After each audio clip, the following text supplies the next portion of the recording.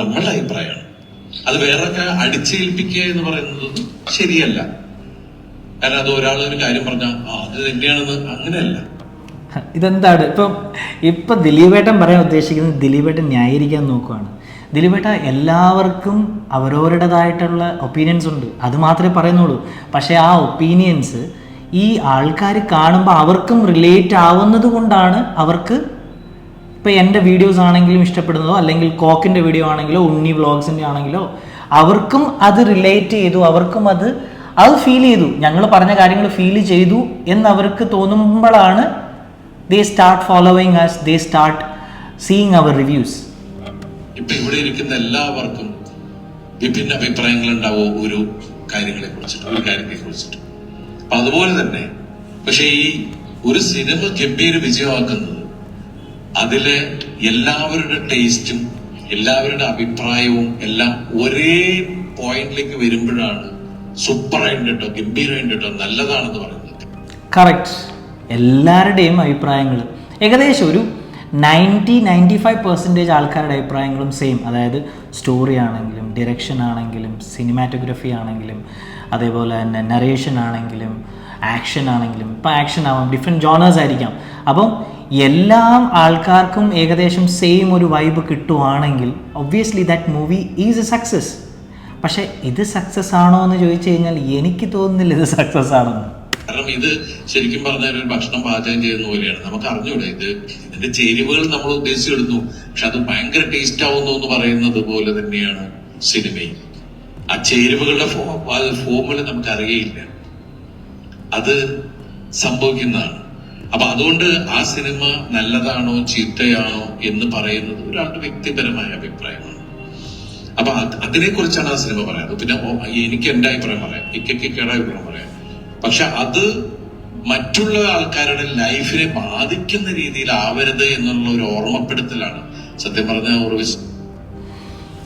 ഇതിനകത്ത് പറഞ്ഞ ഈ ഒരു ഭാഗം ആരെയും ടാർഗറ്റ് ചെയ്ത് ഒരു ക്രിറ്റിക്സും പറയാറില്ലെന്നാണ് എനിക്ക് തോന്നുന്നത്. എസ്പെഷ്യലി ഞാൻ ആരെയും ടാർഗറ്റ് ചെയ്യാറില്ല. നിങ്ങൾ നിങ്ങളുടെ ജോലി ചെയ്യുന്നു, ഞങ്ങൾ ഞങ്ങളുടെ ജോലി ചെയ്യുന്നു.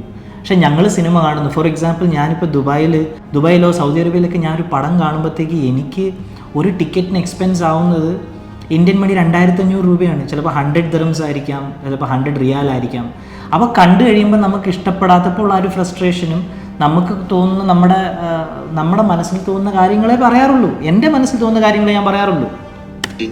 ഇതില് ഒരു ക്യാമിയോ റോളാ ചെയ്തിരിക്കുന്നത്. പക്ഷെ ആ ക്യാരക്ടറിന്റെ അത് പറയുന്നതിന്റെ പ്രസക്തി നമ്മുടെ ലൈഫില് വളരെ എല്ലാവർക്കും തോന്നിയിട്ടുള്ള കാര്യം തന്നെയാണ്.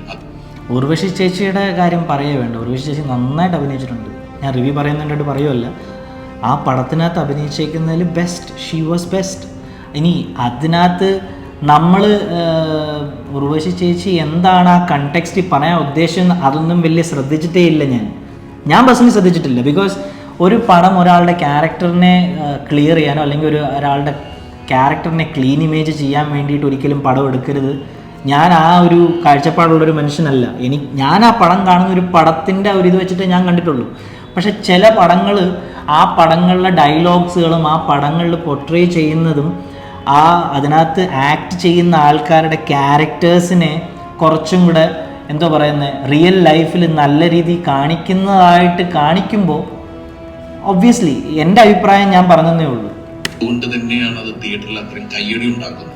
അത് അതുപോലെ വാല്യൂ ഉള്ള ഇന്ന് എനിക്ക് തോന്നുന്നു നമ്മളുടെ ഇത്രയും കാലത്തെ സിനിമാ ജീവിതത്തിൽ നമുക്ക് ഒരിക്കലും മറക്കാൻ പറ്റാത്ത നമ്മുടെ മലയാള സിനിമയുടെ, അത് ഇന്ത്യൻ സിനിമയുടെ ചരിത്രത്തിൽ എടുത്തു പറയേണ്ട ഒരു നായികയാണ് അത് സംസാരിക്കുന്നത്. നമ്മൾക്ക് പലപ്പോഴും പല സിനിമകൾ കണ്ടു കഴിഞ്ഞിട്ട് ഞങ്ങൾ റിവ്യൂ കണ്ടിരുന്നു, അതിലന്ന് മോശമായിട്ട് കണ്ടു, അതുകൊണ്ട് ഞങ്ങൾ ആ സിനിമ കണ്ടില്ല. ടിവിയിലും വന്ന് കണ്ടപ്പോൾ ഒയ്യോ ഈ സിനിമയാണല്ലോ നമുക്ക് നഷ്ടമായത് തിയേറ്റർ. അങ്ങനെ വിരളിൽ എണ്ണാവുന്നൊരു സിനിമ പോലും ഇല്ല. എനിക്ക് തോന്നിയിട്ടില്ല അങ്ങനെ ഒരു സിനിമ ഉണ്ടെന്ന്. ഇതൊക്കെ സ്വന്തമായിട്ടൊക്കെ പറയുകയാണോ എൻ്റെ പൊന്ന് ദിലീപേട്ട? എന്തിനാ അങ്ങനെ പറയുന്നത്? നമ്മൾക്ക് സമയമുള്ളപ്പോ ഇന്ന് നമുക്ക് ഉള്ള ഏറ്റവും എന്റർടൈൻമെന്റ് നമ്മുടെ കയ്യിലുള്ളത് സിനിമയാണ്. നമ്മൾ ശരിക്കും ഫാസ്റ്റ് ലൈഫില് എല്ലാം 2.5 മണിക്കൂർ എന്ന് പറഞ്ഞാൽ അത്രയും വിലയുള്ളതാണ്.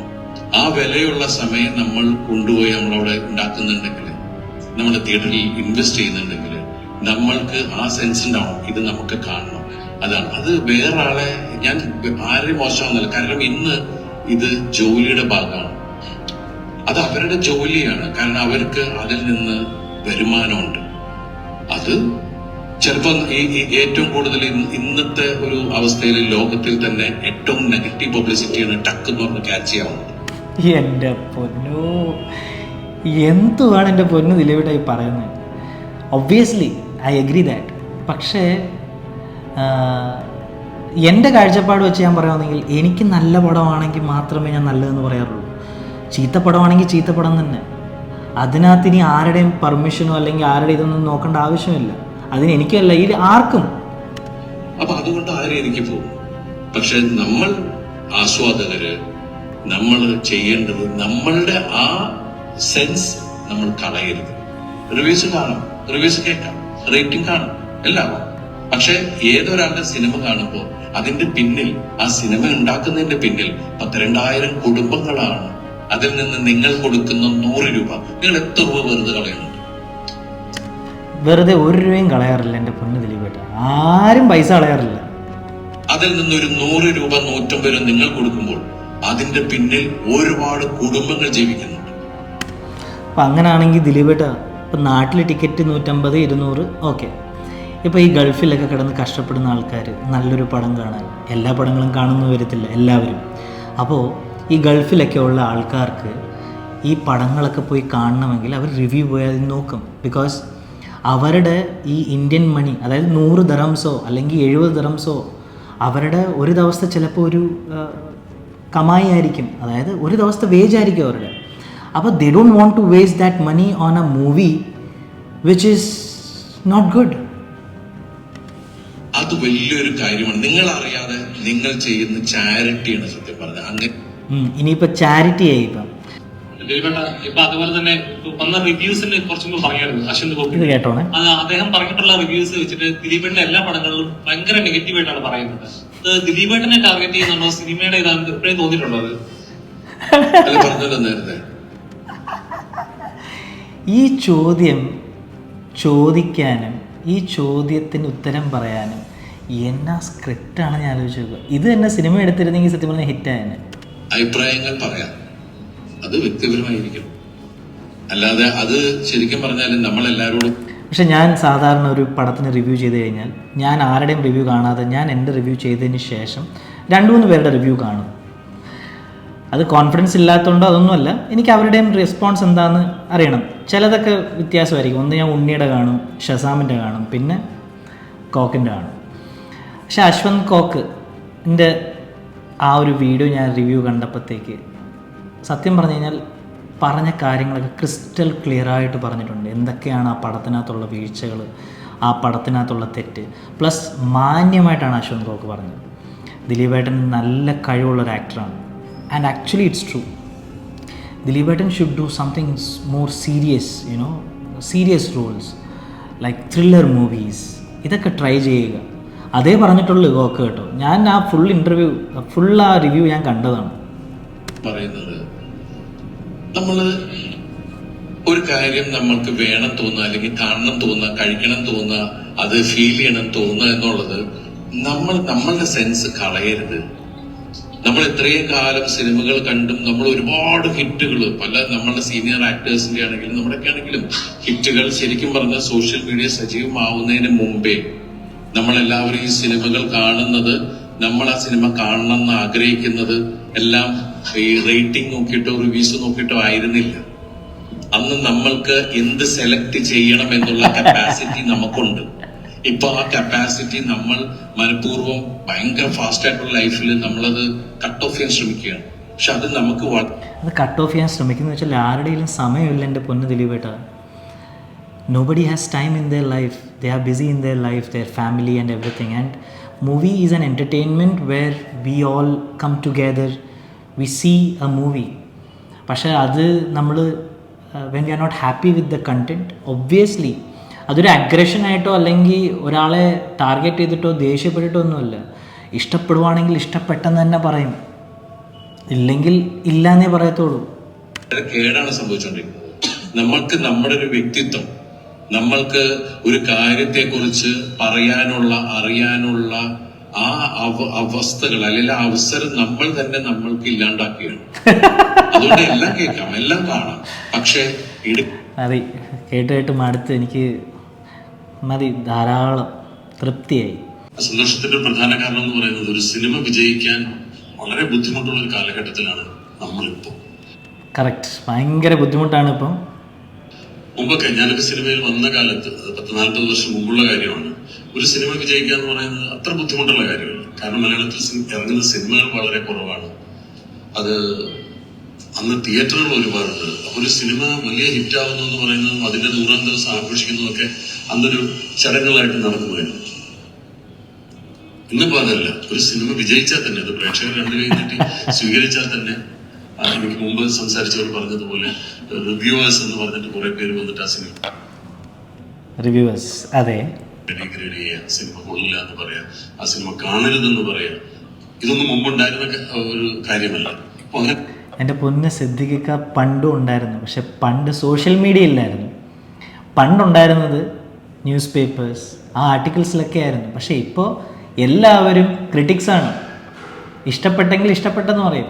ഒരു സിനിമ വിജയിച്ചാൽ പോലും, ജനങ്ങൾ ആ സിനിമ ഇഷ്ടപ്പെട്ടാൽ പോലും ഒരുപാട് പേര് അതിനെ, ആ സിനിമയെ പരാജയപ്പെടുത്താൻ, അതല്ലെങ്കിൽ ആ സിനിമ ഒരു പരാജയമായിരുന്നു, അതിന്റെ തിയേറ്റർ കളക്ഷൻ ഇത്രയും ഉണ്ടായിരുന്നുള്ളൂ, അങ്ങനെയായിരുന്നു ഇങ്ങനെയായിരുന്നു എന്നൊക്കെ പറഞ്ഞ് ഒരു സിനിമയെ മോശമാക്കാൻ ഒരുപാട് ശ്രമങ്ങൾ നടക്കുന്ന ഒരു കാലഘട്ടത്തിലാണ് നമ്മളിപ്പോൾ ഉള്ളത്. ഒരിക്കലും അങ്ങനെയല്ല എൻ്റെ പൊന്ന് സിദ്ദിഖിയുടെ. നല്ല പടങ്ങളാണെങ്കിൽ നല്ലത് തന്നെ പറയണം. പ്ലസ് ഞങ്ങളെല്ലാവരും പറയുന്നത്, എന്നെയാണ് ഞാനിപ്പോൾ ഉദ്ദേശിക്കുന്നത്, പേഴ്സണൽ ഒപ്പീനിയൻ മാത്രമേ പറയാറുള്ളൂ. അത് ഒരു സിനിമയ്ക്കാണെങ്കിലും ഏത് സിനിമയാണെങ്കിലും. അത് ഒരു സിനിമയോ അല്ലെങ്കിൽ ഒരു താരത്തെയോ ഇതുവരെ എൻ്റെ ലൈഫിൽ ഞാൻ ടാർഗറ്റ് ചെയ്തിട്ടില്ല. എനിക്ക് തോന്നുന്നില്ല ഒരു ക്രിറ്റിക്സും അങ്ങനെ ടാർഗറ്റ് ചെയ്യാറുണ്ടെന്ന്. ഞാൻ പറഞ്ഞത്, ഈ സിനിമ അതിനെല്ലാം തരണം ചെയ്തുകൊണ്ട് ഈ സിനിമ ഒരു വൻ വിജയമാക്കി തീർത്ത പ്രേക്ഷകരോട് ഈ അവസരത്തിൽ ഞങ്ങളെല്ലാവരും നന്ദി പറയുക.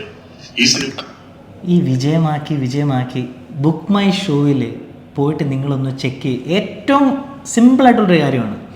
നമ്മൾ അത്യാവശ്യം ബുക്ക് മൈ ഷോയിൽ പോയി ചെക്ക് ചെയ്യുമ്പോൾ തന്നെ ഒരു പടത്തിൻ്റെ നിലവാരം മനസ്സിലാവും. ഒന്ന് പോയി ഒന്ന് ചെക്ക് ചെയ്ത് നമ്മളല്ല എല്ലാവരും നിങ്ങളൊന്ന് നോക്കിക്കഴിയുമ്പോൾ നമുക്ക് മനസ്സിലാവും ഒരു സിനിമയുടെ അതിനകത്തുള്ള ലൈക്കും ടിക്കറ്റ് എത്ര ഇഷ്യൂ ആയിട്ടുണ്ടെന്നും. അത് കാണുമ്പോൾ മനസ്സിലാവും പടം ഹിറ്റായോ ഇല്ലയോ എന്ന്. ശരി, ഫിസിക്കലായിട്ട് പോകുന്ന ആൾക്കാരുണ്ട് ടിക്കറ്റ് എടുത്ത് പോകുന്നത്. ഓൺലൈനിൽ എടുക്കുമ്പോഴത്തേക്ക് തന്നെ ഓൺലൈനിൽ എടുക്കുന്ന ടിക്കറ്റുകൾ നമ്മൾ കാണുമ്പോൾ നമുക്ക് മനസ്സിലാവും എത്രത്തോളം ആ പടത്തിന് റീച്ച് വന്നിട്ടുണ്ടെന്ന്. അതായത് ബുക്ക് മൈ ഷോ ഫുൾ ഇന്ത്യയിലുണ്ട്. അപ്പോൾ ബുക്ക് മൈ ഷോയിൽ ഞാൻ ഓൺലൈനാണ് എടുക്കുന്നത് എല്ലാ ടിക്കറ്റുകളും. എന്നെപ്പോലുള്ള പല ആൾക്കാരും, ഓൾമോസ്റ്റ് എനിക്ക് തോന്നുന്നൊരു 50 to 60% ആൾക്കാരും ഇപ്പോൾ ഓൺലൈനാണ് എടുക്കുന്നത്. അപ്പോൾ അത്രയും കാൽക്കുലേറ്റ് ചെയ്ത് നോക്കിയാൽ തന്നെ ആ സിനിമയെ ഇഷ്ടപ്പെടുന്ന ആൾക്കാരും ആ സിനിമയ്ക്കുള്ള റിവ്യൂ കൊടുത്തേക്കുന്ന ആൾക്കാരും കാണുമ്പോൾ തന്നെ നമുക്കറിയാം.